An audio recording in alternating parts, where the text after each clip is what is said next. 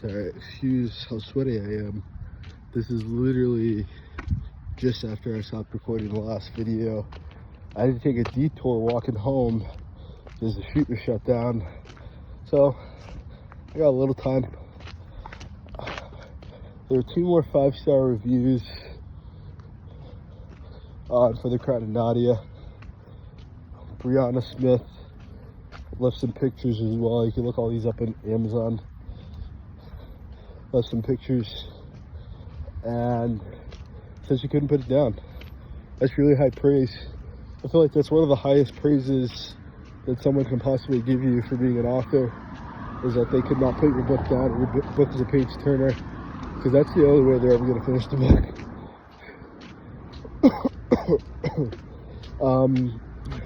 Other 5-star review was from Scott.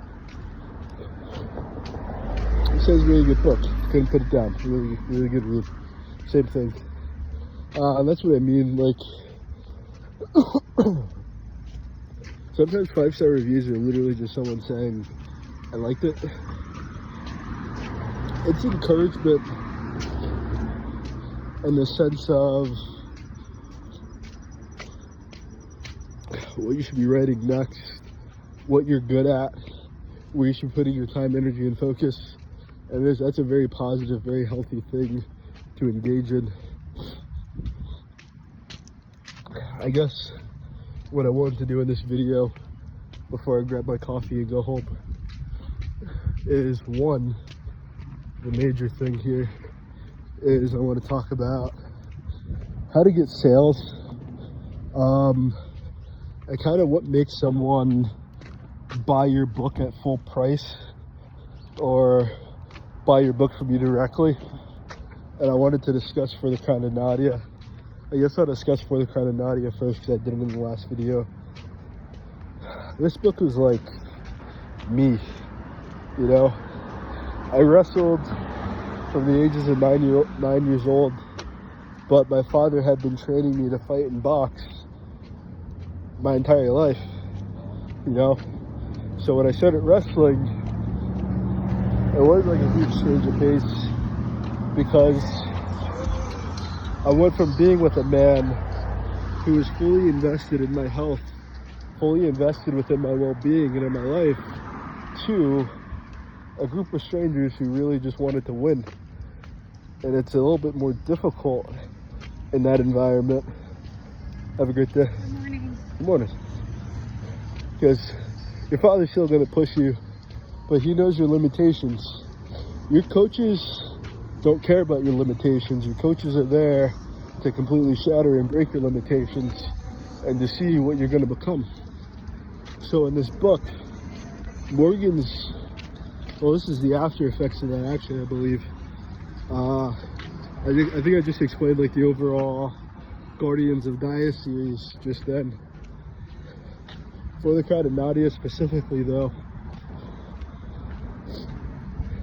Morgan's engaged to be married to a woman, and her father has literally ruined his life. Her father has killed his family. Her father has tortured him his entire life. Her father has put him inside of this military program that took his childhood away from him and turned him into like basically this psychopathic super soldier. And he doesn't recognize himself anymore. His entire life is gone, and all he knows is warfare. All he knows is violence. And as much as he's tried to be a good guy during that time period, he still had missions to do. He still had objectives to fulfill. And that's kind of just a part of his life. He's doing that and going through that. I'm gonna take this moment for real. So, in this book, Morgan is matched by Haley Gregor and Rose Ndale. Haley Victoriana Gregor, Rose Paz Ndale. And Haley Gregor is the warden. The Vicar is the reincarnation of the Guardians. That's the Vicar. The Vicar, like a Jinchuriki and Naruto, The Vicar is the one who's actually holding the guardian spirit inside of them. The Warden is the next in line to hold the guardian spirit.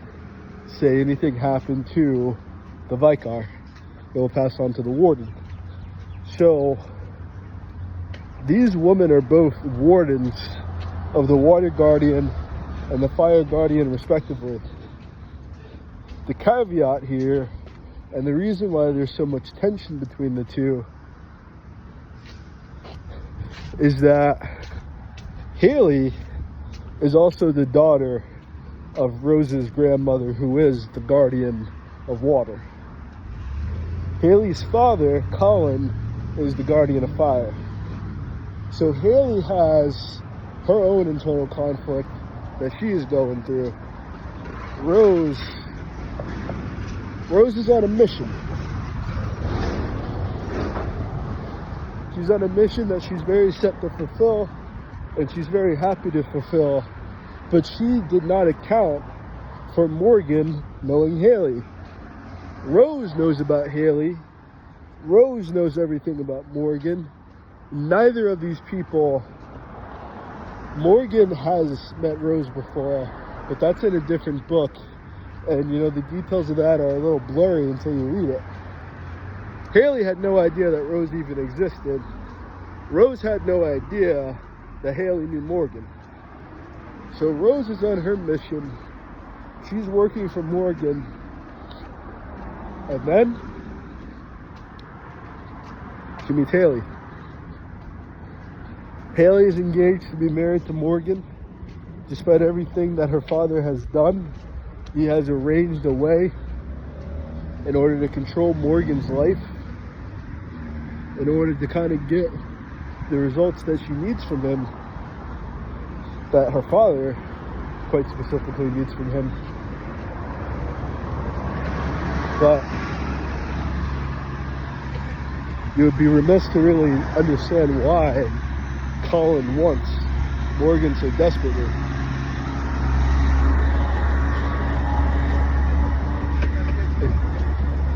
Colin wants Morgan so that Morgan can completely take over his empire. And essentially, Colin has raised Morgan to take over the entire planet. Colin's ultimate goal is world domination. There's no secrets about that. But Morgan is the only person on Earth, I guess guy in this universe, that has any capacity to stop him.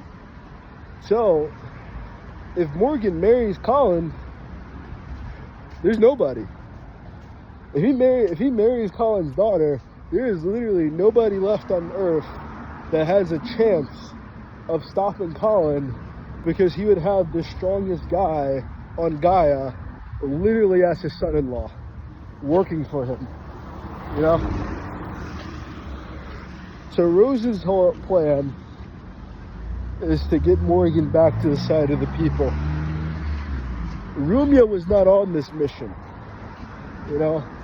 Rumia was simply on a mission for Rumia. But Rose is on a mission to save Morgan's soul. Because whether she marries Morgan, whether she has Morgan's child or not, Rose is affected directly by Morgan joining Colin Gregor. The entire planet is affected. Rose is trying to save the entire world by doing this. Haley is trying to save her inheritance. So, it's a classic Faustian bargain in which a man is tempted to sell his soul for power and to sell his soul for the sense of ownership. But in reality, if this man sells his soul, he has nothing left. I'm not where I need to be at right now, but I need a second to kind of finish up. Sorry, there's like hella traffic, so if you can't hear me, I apologize for that. But once Morgan realizes what's going on and what's happening, he's crossed between completely wiping Colin off the face of the planet, which the rest of the series kind of resolves around. If this is book one, then killing Colin is a huge mistake, because this guy controls the entire planet. What's up, Kim? How you doing? He controls the entire planet. So if you kill this guy, there's going to be a huge power vacuum. There's no one to replace Colin right now. Even if Morgan wanted to, he does not have the connections that Colin wants. But also, if Morgan is responsible for killing Colin, Colin is going to take over his body and he's going to conquer his soul. So he's in a battle for his very soul. So, how do you get sales? Kind of a line right now. I gotta like go in here for real, and there's a line. I don't know if I want to go. I think I might say fuck it. I think I'm gonna say fuck it and come back later. Save my money for now. I'm gonna offer you, know. If one of you want to buy me a coffee, I'll accept it.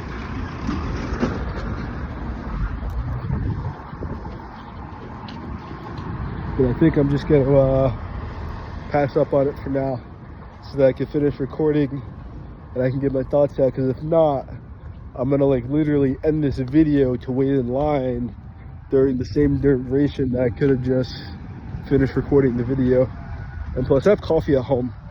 I've been wanting to make that Graham Stephan coffee and just make like an entire pitcher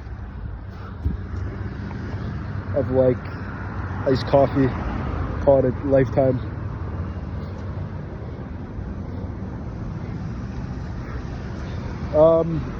How do you get sales? How do you get people to pay full price for your book? I want you to think back on just kind of the last book that you bought. Did you pay cash or did you use your card? That's the first most important question. The last book I bought, the last book I consciously remember buying was Alex Hormozzi's $100 million sales offers or something, $100 million offer or something like that. That's the last book I consciously remember buying. Did I buy it cash? No, I did not buy it cash. I bought the book completely on a card. And I don't even think I paid full price for the book. You know? When's the last time I remember paying full price to buy a paperback book? I don't. Last time I remember buying a paperback book, I think it was from Keith Williams, because I personally know Keith Williams, because I had known Keith Williams for quite a long time, and he had built so much rapport with me that it seemed strange that I was not really embarking on this area of his life that he spent so much time and effort into, you know? It seemed a little odd, it seemed a little strange. So I didn't just buy an ebook. I bought the whole book. And that actually brings me to mind something. The last book that I actually bought was actually from Rick Hardesty, because he read Horror Stories. Well, because I wanted to read his book as well. I have like a couple books from Rick Hardesty, but specifically at that time period, specifically with that, the notion and the idea there was that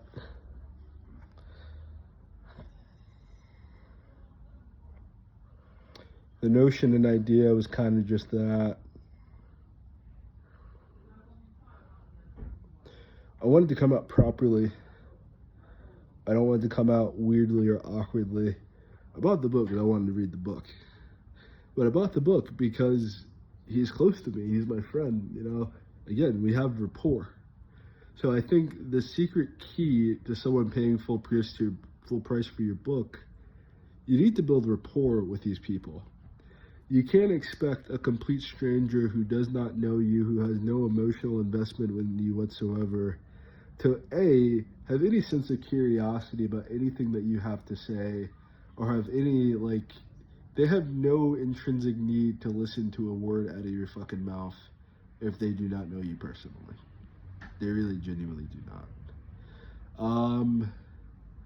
If they do know you personally, they might know you too personally to the point in which they don't feel the need to like honestly respect your writing or to engage in your writing.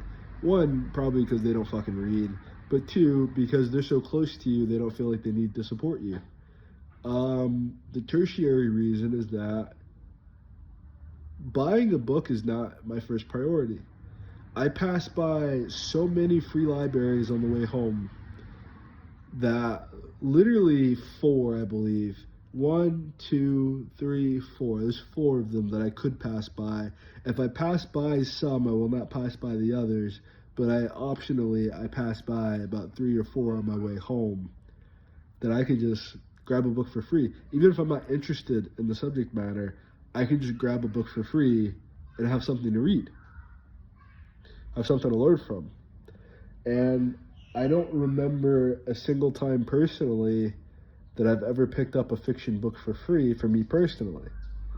I just haven't done it. I don't even remember the last time I've really bought a fiction book other than Keith's book.